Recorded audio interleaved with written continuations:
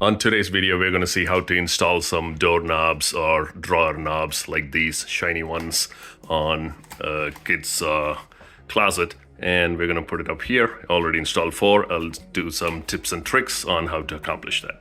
All right, tip number 1, make sure you know how much spacing you need. In this case, I'm doing 2" by 2". You can also do 2 knobs there and 2 knobs down here. Whatever style you want. But once you do, it's easier to create a template. So in this case, I just create a template, how much I want, 2" by 2".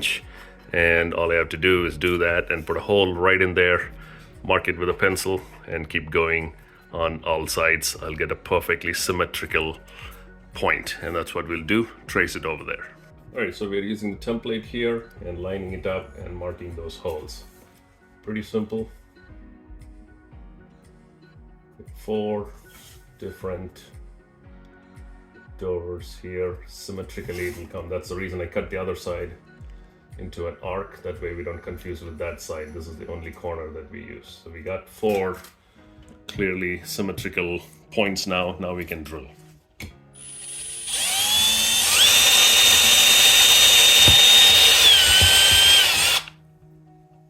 that is one.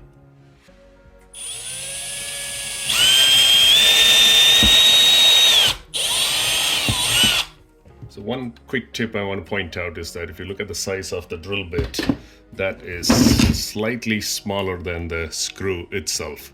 There's a reason for it. If you put too big of a hole, then it will come loose someday and you'll have a loose knob. But if you have a smaller hole, you have the advantage of the screw actually grabbing the hole, and